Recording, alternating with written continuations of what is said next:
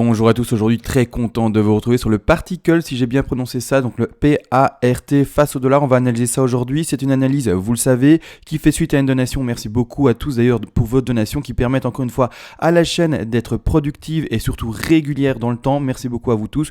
Vous le savez, contre une donation, je vous offre tout volontiers toutes les règles d'Elliott en français. Comme ça, c'est facilement accessible et en plus de ça, avec toutes les étapes que j'ai mis dedans, normalement en très peu de temps, vous devriez tout maîtriser, même si vous êtes vraiment débutant. En plus de ça, vous le savez, vous pouvez demander comme aujourd'hui une analyse à la demande sur n'importe quel actif spéculatif, qu'il soit crypto-monnaie ou pas, je le ferai le plus rapidement possible aujourd'hui. Aujourd'hui en plus, Particle, si je le prononce bien entendu, la chose c'est que comme beaucoup malheureusement d'altcoins, on se retrouve maintenant dans une phase d'aplatissement, réellement la traversée du désert, réellement un moment finalement qui va mettre les nerfs à rude épreuve et vraiment il va falloir tenir. Tout dépend de la situation dans laquelle vous êtes, soit vous pensez qu'on va continuer à baisser, que vous avez du coup pas acheté avant et vous dites non, moi je vais acheter plus bas et donc finalement tant mieux pour vous, c'est une belle opportunité. Au contraire, si vous avez acheté dans les plus hauts, je sais pas, je vais donner un exemple, mais par exemple aux alentours des $17, voire même moins, on va dire par exemple les $6, c'est un moment, en tout cas si vous êtes là dans de l'achat long terme, un moment d'épreuve parce que vous allez encore voir votre bague malheureusement diminuer en termes de valeur bien entendu.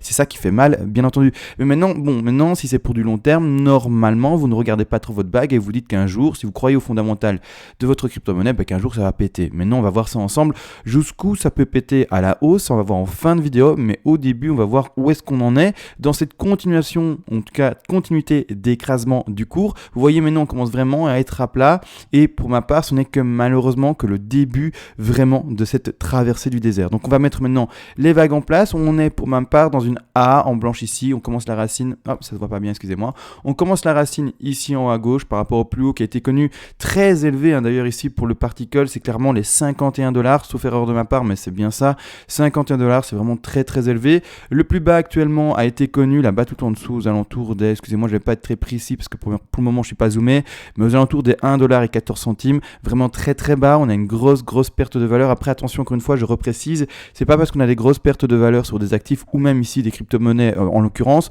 que finalement la société étudiée ou même finalement la crypto-monnaie étudiée n'est pas en tout cas une crypto-monnaie avec avenir. C'est-à-dire que c'est pas le prix de l'actif, ou ici plus précisément de la crypto, qui va déterminer si le projet est bon ou pas. C'est à vous de faire ce travail fondamental, si oui ou non, il a du potentiel ou non. D'accord ? Le prix de l'actif n'est que de la spéculation et ne reflète absolument pas la valeur d'une société ou d'un actif, ici plus particulièrement une crypto-monnaie. Donc ça, je voulais quand même le spécifier en début de vidéo. D'accord ? Donc maintenant, moi ce que je vois, c'est une A. D'accord, un rebond de B et puis enfin l'amorçage finalement d'une C. C'est vraiment ça qui va être difficile à vivre parce que pour ma part on va faire des plus bas. Le plus bas actuellement connu, d'accord, on va zoomer légèrement dessus. Le plus bas connu actuellement, il se retrouve ici. D'accord, il se retrouve ici. Maintenant plus précisément étant donné que j'ai zoomé dessus au 1,15 centimes de dollar. Donc vraiment très bas bien entendu. Le 0, excusez-moi là je viens de saturer le micro, pas grave désolé. Le 0, il est indiqué ici avec cette ligne rouge visuellement. D'accord, donc ici clairement vous voyez ici ligne en tout cas rouge, horizontale le 0, donc on va pouvoir s'en approcher, mais le dépasser et mourir non, je pense pas, vraiment pas du tout. Malgré tout, on va regarder jusqu'où on peut baisser. Encore une fois là maintenant actuellement, je peux vous dire une chose, c'est que pour ma part dans mon analyse, on n'est qu'au début malheureusement de cette espèce de phase d'aplatissement, donc on est seulement dans le développement d'une sous-une qui est ici, on va chercher un petit rebond de 2, on va chercher une 3, puis une 4 et puis une 5. Donc finalement, vous voyez que par rapport au décompte, on a encore pas mal de vagues de développement. Par rapport au temps, d'accord, au temps réel, je sais malheureusement pas vous l'indiquer. Peut-être que ça va durer 4 mois cet aplatissement, comme ça peut encore durer 1 an. Ça, je ne sais pas le travailler. La seule chose que j'ai travaillé, c'est le décompte. C'est-à-dire que quand j'aurai trouvé une 1 et un rebond, j'indiquerai ma 2. Quand je reverrai une seconde baisse et un rebond, j'indiquerai ma 3 avec une certaine certitude. Puis après une 4 et enfin, quand j'aurai une dernière baisse visible, j'indiquerai ma 5, mais c'est la seule chose que je peux faire, d'accord, évoluer avec le graphique, mais je peux pas dire finalement très exactement au 20 novembre 2020 ça sera la fin du crash et on repartira à la hausse. Malheureusement c'est hors des capacités de tout être humain, vraiment c'est peut-être que les robots qui travaillent avec des calculs, je sais pas, quantiques ou quoi, mais ça existe même presque pas encore, donc grossièrement il faut le comprendre, vraiment ça va être complexe pour trouver en tout cas un terme de temps. Sachez juste qu'on est qu'au début du développement par rapport aux vagues, d'accord, on est seulement dans la vague 1. En tout cas, c'est pour ma part, c'est ce que je vois. Donc maintenant, clairement, il faut comprendre également que travailler le bas de cette C-ci avec les projections de l'énorme écrasement de cette A en blanche ici, ça va être également très compliqué. Pourquoi? Parce qu'on a un retracement de B qui va même pas, donc sauf erreur de ma part, mais va même pas chercher les 23,6, voire même très très faiblement les 23,6, mais vraiment quelque chose d'extrêmement faible. Là, je vais mettre avec vous et regardez en fait par rapport à l'écrasement. Donc ici, si je le mets comme suit, on va rien chercher. Vous voyez, le rebond est microscopique, donc ça peut n'être qu'une B en zigzag. C'est pas non plus une B en flat. Une flat va chercher les 90, c'est pas non plus une WXY qui va chercher les 38,2 minimum, etc. Vraiment, il y a toutes les conditions qui sont mises pour partir en zigzag, et c'est-à-dire que voir réellement un aplatissement encore assez long pour celui-ci. Donc ici, on part également, je préfère préciser, et surtout je voulais montrer ça, mais je ne peux pas travailler la C, d'accord? Je ne peux pas lui donner des objectifs, parce que si je mets mon Fibo, comme ça vous le voyez quand même, et vous avez ça en visu, si je mets mon Fibo d'extension, donc que je pars à la racine, que je vais là-bas en dessous, et que je vais à la B, les objectifs minimales sont ici, 61,8, et voire même, si on devait aller dans une C avec échec, c'est-à-dire en tronqué, sont les 38,2, donc les 38,2, vous voyez, ces objectifs-là, on est en dessous du 0, donc impossible, avec ces vagues-là de grande envergure, de travailler ça, donc ça je retire de toute manière, d'accord? La seule manière qu'on aura pour travailler ça, c'est de sous-décompter et surtout de calculer les sous-vagues, d'accord? C'est la seule façon qu'on aura.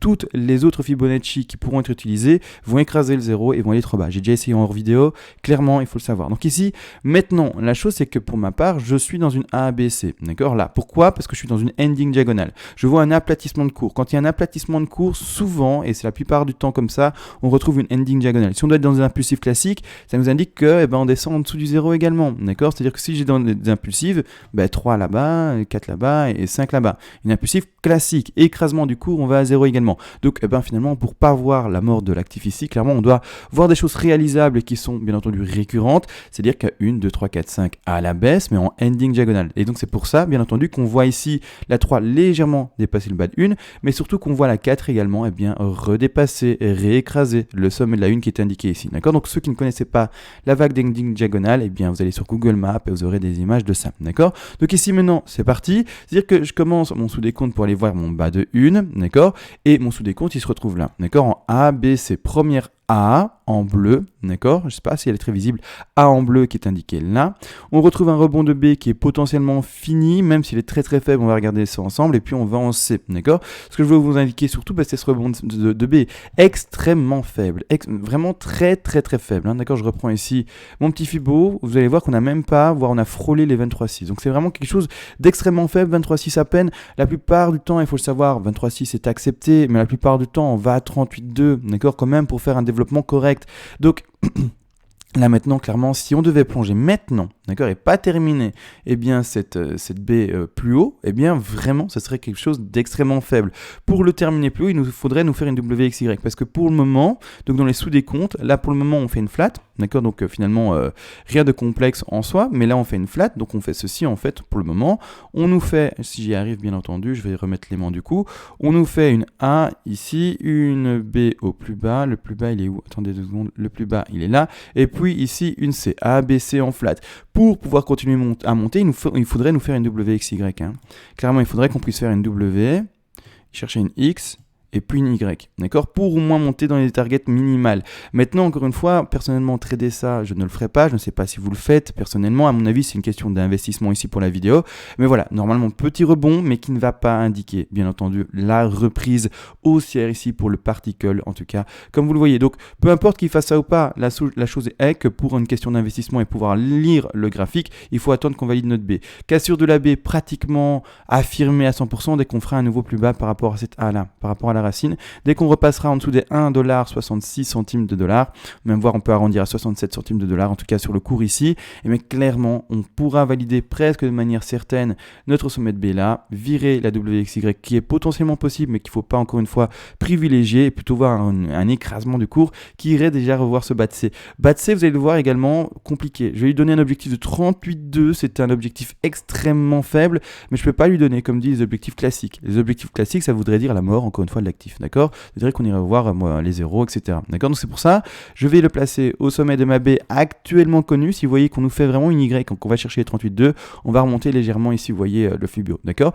Mais pour le moment, avec les chiffres connus en vidéo et pas spéculés, donc vraiment avec des plus hauts connus, et on part sur cette spéculation-ci plus basse. C'est-à-dire que, vous voyez bien, si on doit aller chercher l'objectif minimal, d'accord, minimale normalement d'une C classique, attention, pas en tronqué, eh bien ce sont les 61,8. Ils sont à 0, d'accord. Donc vraiment, je ne peux pas, je suis obligé de lui donner des objectifs plus faibles, d'accord. Dans ce cas-là, on va plutôt voir l'objectif des 38,2, 50, pas plus, d'accord. Donc on reste vraiment dans cette optique d'aller chercher au moins maintenant les 38,2. Les 38,2, ils correspondent à quoi si on regarde bien? Ils correspondent ici au double bottom, donc c'est-à-dire au dernier plus bas qui était connu ici, aux alentours des 1.14. Donc clairement ici légèrement dépassé, refaire un léger plus bas et après retrouver un frein potentiel au 38,2. On peut aller plus bas, bien entendu, mais pour ma part, première observation et première spéculation que je fais, ce serait surtout un frein sur cette grosse zone de support par rapport au dernier plus bas qui a été connu ici, comme dit, au 0.15 centimes de dollar, et enfin refaire le rebond. Donc un plus bas pour le moment, on va dire assez proche en termes de temps pour le bas de 1 et le bas de C, spéculé à 38,2. Donc ça nous ferait clairement pas au-dessus, pas moins, pas en dessous des 38,2, c'est-à-dire pas 23,6 et jusqu'à presque frôler 38,2. Non, 38,2 minimal, parce qu'une 38,2 et plus, ça existe, mais moins, une C qui se finit en moins, ça n'existe pas. C'est qu'on est dans une autre figure, etc.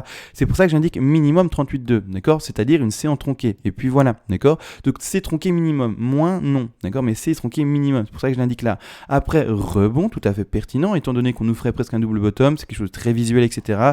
Zone de rachat, la plupart des gens vont racheter à ce niveau-là, c'est-à-dire qu'en tout cas pour la spéculation court terme, si on peut le dire, revoir un sommet de 2, 3, 4 et 5, d'accord? C'est-à-dire ici, clairement, il faut le comprendre, la 2 pour le moment, étant donné qu'on est en ending diagonale, elle est quasiment impossible à travailler. Je ne peux pas normalement la travailler avec vous, malheureusement. Ce qu'il faut pour la travailler, pour être plus sûr, c'est de travailler les sous-décomptes, ABC également. N'oubliez pas, dans une ending diagonale, ce ne sera et uniquement que des ABC en zigzag. N'essayez pas de chercher des flats, n'essayez pas de trouver les grandes figures, encore une fois je reprécise, dans les sous-décomptes on peut trouver tout ce que vous voulez, mais dans les grandes figures ici en bleu que je dessine et bleu que je dessine là qui descendent vers la C ici en tronqué, ce ne sera encore et toujours que des zigzags, pas autre chose, pas de WXY, pas d'ABCDE, rien d'autre, d'accord? Donc ABC en zigzag qui monte, ABC qui est en zigzag qui descend, ABC en zigzag qui monte vers la 4, ABC en zigzag qui descend vers la 5, peu importe, il faut voir que et uniquement que des zigzags. C'est ça qui va me permettre de travailler plus puissamment et plus précisément ce sommet de 2. Actuellement, les deux en ending, il faut savoir qu'on ne peut pas leur donner normalement de prédilection par rapport à des fibos. Pour savoir et pour avoir quand même cette idée par rapport à une impulsive, les impulsives vont chercher normalement les 50 et les 61,8% de Fibonacci. D'accord? Donc normalement, si on était dans une impulsive classique, la 2 aurait en tout cas tout le potentiel de remonter soit ici à 3,72, soit ici à 61,8% de Fibonacci qui se situe à 4,34 centimes de dollar. Malgré tout et malheureusement, on n'est pas, d'accord, dans impulsive. Donc on peut mettre cette 2 dans cette zone-là et se dire ok, ça c'est une 2 qui pourrait être prise dans une impulsive. Mais comme c'est pas le cas, on ne peut pas s'appuyer là-dessus. Il faudra attendre le décompte, vraiment attendre le décompte pour bien trouver ce sommet de 2. D'accord? Donc non, on ne peut pas s'appuyer, dire que la 2 va là. Je ne sais même pas où va aller la 2. Peut-être qu'elle va faire quelque chose d'extrêmement faible. On est dans une ending diagonale. C'est ça la difficulté ici. Clairement, il faut le savoir. Il faudra attendre la A, la B et puis la C. Donc si la A se fait extrêmement courte, que la B se fait extrêmement petite et également que la C se fait extrêmement petite, et ben on aura une 2 extrêmement petite. Ça, c'est la difficulté. C'est vraiment la grosse difficulté du décompte d'une ending. C'est que tout doit être fait pratiquement dans finalement le temps exact, le temps en direct où ça se développe. La spéculation à l'avance pour une ending, c'est vraiment très complexe. Malgré tout, je vois et encore toujours du coup ce bas de 1 qui a été spéculé avec cette C. Maintenant après, la 2, peu importe, elle ira soit haut, soit bas, peu importe. Mais cette 3-là, étant donné que c'est une 3, devra faire un plus bas. D'accord? Une 3 qui ne fait pas de plus bas, ça n'existe pas. Alors c'est pas une 3, c'est autre chose.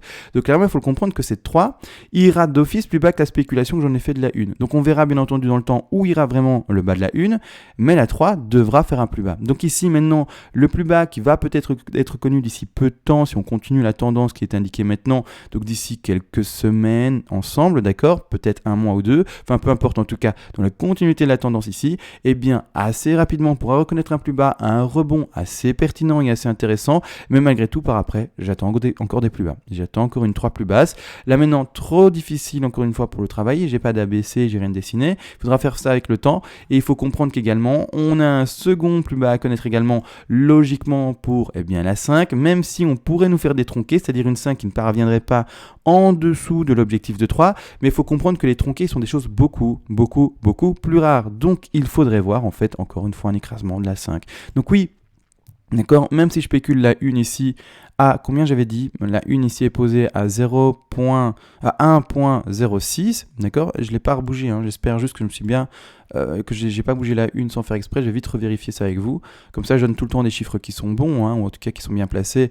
Et pas par erreur, hop, comme suit, donc à 38,2, donc oui, on est bon. Donc c'est bel et bien, c'est bien le chiffre que je viens de donner ici, spéculé à 1.06, presque 0,7, d'accord? Donc ici, clairement, il faut le comprendre, en fait, ce qui va se passer, c'est que c'est un écrasement, vraiment le désert, des montagnes russes qui seront toujours de plus en plus petites, et chaque fois, en fait, des écrasements qui iront chaque fois avoir légèrement plus bas, d'accord? Donc vraiment, dans cette zone, comme dit, entre les 38 et les 50, dire vraiment ici, les plus bas connus, je ne peux pas vous les donner, de toute façon, j'ai pas assez d'historique ici pour voir vraiment les nouveaux supports, etc. Donc je ne peux pas, on est déjà au plus bas. Mais voilà, il faut juste comprendre que le temps doit encore se dérouler et que oui, on est encore dans une zone de recharge, dans une zone d'achat pour du long terme. C'est-à-dire que oui, que je vous entendais bien, je dis zone d'achat parce que clairement, les zones d'achat, ce n'est pas ça. En gros, c'est pas quand il y a du vert. Les zones d'achat, c'est quand ça commence à s'aplatir, quand le désintérêt se montre du public et c'est que finalement, personne veut acheter. C'est au moment où personne veut acheter qu'il faut acheter parce que c'est après, quand ça va monter, que tout le monde voudra acheter, que finalement, c'est le moment où on commence à vendre.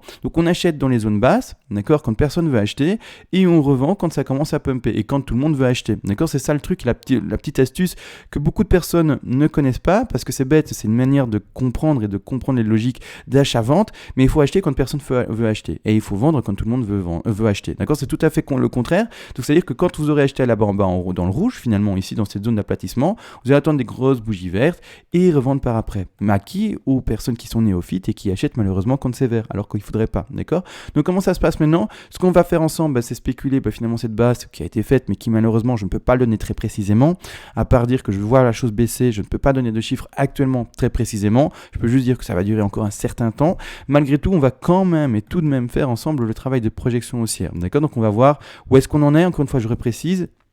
Vous devez de votre côté faire attention au fondamental, voir s'il tient, etc., etc. Si l'équipe est là, si encore une fois de l'innovation, si le projet avance, si c'est pas abandonné en cours de chemin. Enfin bref, c'est à vous de faire ce travail-là. Si vous voyez que le projet est laissé à l'abandon, par exemple, que sais-je, j'en sais rien, je connais pas du tout par exemple le practical, mais ici mais je parle ici par exemple pour toutes les altcoins, pour tous les projets qu'on peut rencontrer. Clairement, si vous voyez que c'est laissé à l'abandon et qu'il n'y a pas vraiment d'avenir potentiel, laissez tomber. D'accord, c'est bête, mais c'est comme ça. C'est-à-dire que peut-être qu'il va rester dans un range infini à la baisse et qu'il ne verra jamais de plus haut. Donc vraiment, il faut le comprendre. Faites encore et toujours attention à ça. Maintenant, à cette belle barre, on part encore une fois maintenant dans une projection haussière qui sera, je préfère le préciser, même si elle sera très flatteuse par rapport au prix que je vais montrer, par rapport au prix d'achat potentiel maintenant, il faut savoir que ce sera une projection haussière aujourd'hui faite avec des targets minimales, donc c'est-à-dire des targets faibles. Pour ce faire, petite extension encore une fois, rien de complexe, on part à 0, c'est-à-dire à la racine. On va au sommet de 1,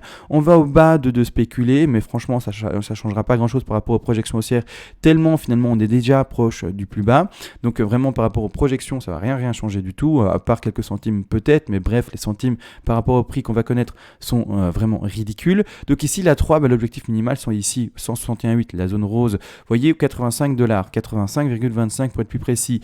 On a également des objectifs plus élevés qui se retrouvent aux 261,8% de Fibonacci qui sont à $136, presque 137, et on a un dernier objectif ici à 423,6% de Fibonacci qui se situe à $221. Alors il faut également préciser, c'est très fort, c'est pour ça aujourd'hui on va pas le faire, on va pas faire cette spéculation-ci, on va spéculer ça plus tard s'il le faut, et si on voit que les sous-décomptes des vagues qui montent indiquent vraiment une extension et vraiment quelque chose de puissant à la hausse, mais clairement non, aujourd'hui pas, on va pas faire ça, on va pas voir les to the moon, etc. Même si, je vous le dis, on voit déjà un 161,8. Alors également il y a des targets intermédiaires, les 200 et les 361,8, mais qui sont beaucoup plus rares, c'est pour ça que je les ai pas abordés aujourd'hui non plus.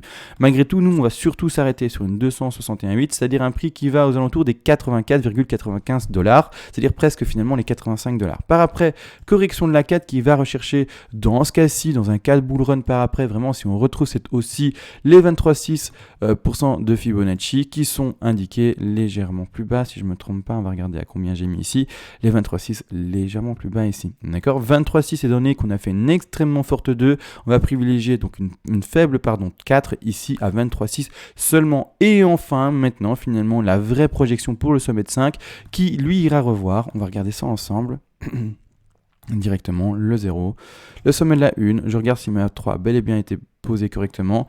5 et les objectifs d'une 5. Je vais mettre des petits rectangles pour vous montrer. Donc il faut comprendre qu'après, quand on aura retrouvé cet objectif de 5, ça sera fin de bull run, fin de cycle et on repartira malheureusement dans un cycle baissier. D'accord? Donc c'est-à-dire que oui, on monte et on baisse non-stop et encore et toujours. C'est vraiment c'est quelque chose qui se répète un peu comme les battements d'un cœur. D'accord? Donc boum, et puis on monte et boum, on redescend et ainsi de suite. Donc c'est vraiment des cycles. Donc ici, les objectifs de cette 5-là sont les 100% de Fibonacci à $117, 161,8% de Fibonacci qui se retrouve ici aux $148, presque 149, et pour terminer également ici aux $201. Donc la hausse grand minimale que je lui donne, si il est bel et bien dans un mouvement haussier à venir, eh bien on se retrouverait à grand minimum à $117. Donc il a, comme vous voyez, malgré le scénario faible, des targets qui sont plus élevés pour la 5. Ces targets-là doivent être modifiés si par exemple la 3 est extrêmement forte. Vous voyez, alors du coup la 5 va être projetée plus haut. D'accord? Mais là maintenant, je vais bien remettre ça.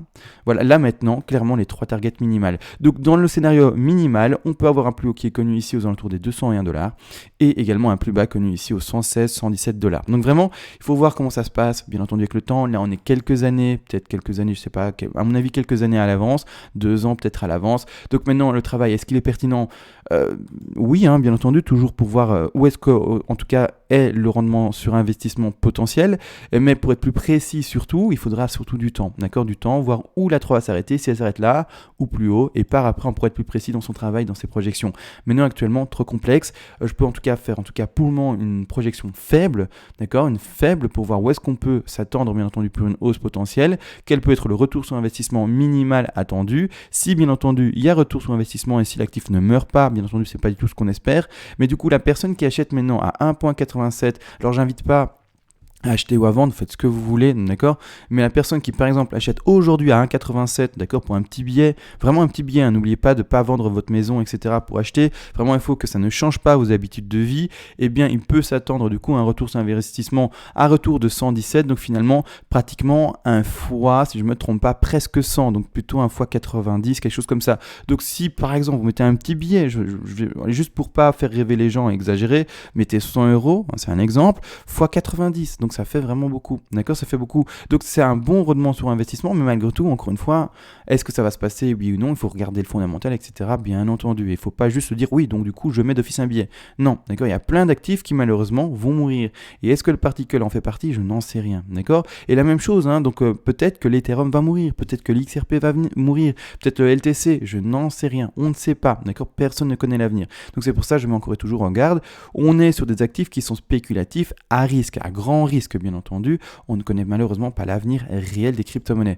Même si pour ma part je suis crypto-enthousiaste et que j'en vois un bel avenir, mais encore une fois, comme on ne sait pas l'avenir, on ne peut pas être sûr de nous. Donc maintenant on a tout vu, on a vu les projections minimales pour cette affaire-ci, on a vu le crash, malheureusement désolé, je ne peux pas donner de prix minimal baissier ou maximal baissier, il faudra seulement continuer à décompter. Ce que j'indique du coup, c'est une espèce de finalement traversée du désert, assez long, 1 an, 2 ans, voire même peut-être 3 ans encore, je sais ça fait très mal à entendre, on n'a pas envie de le croire, mais comme dit je ne sais pas travailler le temps, donc ce sera peut-être qu'1 an, peu importe, ce sera peut-être que 6 mois, peu importe, mais pour indiquer qu'on a encore vraiment un temps assez important, d'accord. Donc après, normalement sortie de crash, rehausse pour celui-ci avec des hausses pertinentes et potentiellement intéressantes pour un investissement, mais voilà, normalement ici, l'écrasement devrait encore se faire assez longtemps et je ne vois pour ma part pas de bull run actuellement, ou en tout cas j'arriverai pas du tout à le légitimer et le mettre dans un cadre technique pour ma part. Donc voilà, on a tout vu, merci beaucoup à l'analyse, désolé pour le petit retard, je sais pas, je t'avais prévenu par mail si je me trompe pas,